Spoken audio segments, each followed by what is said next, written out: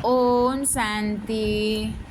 7 जुलाई 2026 के ईश्वरीय महावाक्य के मुरली के सार में आज शिव बाबा कहते हैं, मीठे बच्चे तुम्हें नशा होना चाहिए कि हमारा बाबा आया है। मीठे बच्चे तुम्हें नशा होना चाहिए कि हमारा बाबा आए हैं। बाबा कहते हैं कि हमें यह नशा, यह फकूर होना चाहिए कि स्वयं भगवान आकर हमारे सम्मुख बैठकर हमें पढ़ा रहे हैं, हमें एडॉप्ट किया है।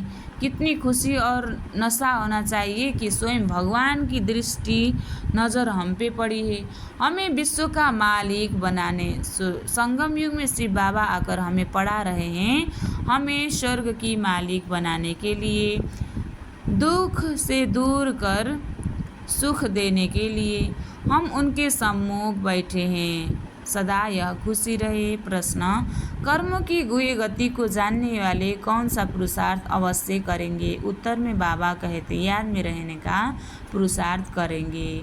जो कर्म को गुए गति को जानने वाले हैं वह करेंगे, बाबा को याद करेंगे, क्योंकि उन्हें पता है कि याद से ही पुराने हिसाब किताब चुकतू होने हैं।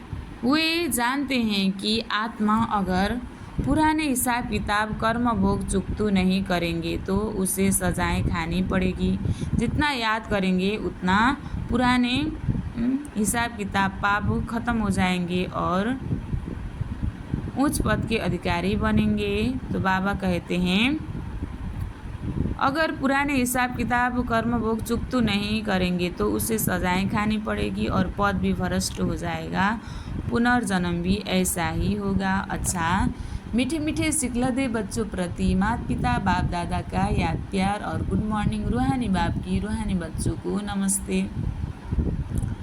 हम रूहानी बच्चों की भी रूहानी बाप दादा को दिल से याद प्यार और गुड मॉर्निंग। नमस्ते बाप दादा, नमस्ते नमस्ते नमस्ते। धारणा के लिए मुख्य सार 1 नंबर, सजाओं से मुक्त होने के लिए, सजाओं से छूटने के लिए पुराने सब हिसाब किताब योग से चुकतू करने हैं। ट्रस्टी होकर सब कुछ संभालना है, किसी भी बात की चिंता नहीं करनी है, आत्मा अभिमानी बनना है। दूसरा, यह कमाई का समय है।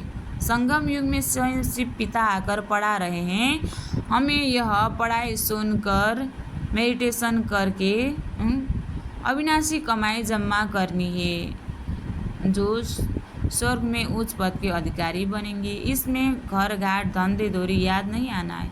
कमाई में धंधा धोरी याद नहीं आना है तो यह कमाई ही नहीं होगा।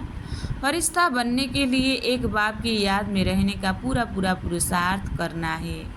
आज बाबा ने वरदान दिया है, याद की सर्च लाइट द्वारा वायुमंडल बनाने वाले, याद की सर्च लाइट द्वारा वायुमंडल बनाने वाले विजयी रत्न भव। सफलता मूर्त बनना है। सर्विसेबल आत्माओं के मस्तक पर विजय का तिलक लगा हुआ है, लेकिन सर्विसेबल बच्चों पर मस्तक में विजय का तिलक लगा है, क्योंकि भगवान स्वयं का आशीर्वाद है लगा हुआ है कि लेकिन जिस स्थान की सर्विस करनी है उस स्थान पर पहले से ही सर्च लाइट की रोशनी डालनी चाहिए, उस स्थान पर पहले शक्तियाँ भरनी चाहिए।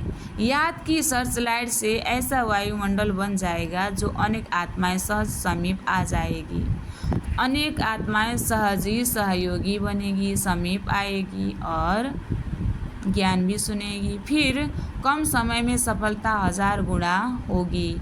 इसके लिए दृढ़ संकल्प करो कि हम विजयी रत्न हैं, हम विजयी रत्न हैं, तो हर कर्म में विजय समाई हुई है। स्लोगन, जो सेवा स्वयं को व दूसरे को डिस्टर्ब करे वे सेवा नहीं, बोझ है। अव्यक्त इशारे, ज्वाला स्वरूप की स्थिति में रह शक्तिशाली याद का अनुभव करो। ज्वाला रूप बनने के लिए यही धुन सदा रहे कि अब वापिस घर जाना है। ज्वाला स्वरूप बनने के लिए यही धुन याद रहे कि अब वापिस घर जाना है, परमधाम जाना है, अर्थात उपराम। जब अपने निराकारी घर जाना है तो जैसा देश वैसा भेष बनाना है, तो जाना है और हम गढ़ के साथ परमधाम अपने असली घर जाएंगे। तो वैसा जैसे बाबा पवित्र है वैसे हमें भी पवित्र बनना है। तो जाना है और सबको वापस ले भी जाना है, सबका कल्याण भी करना है।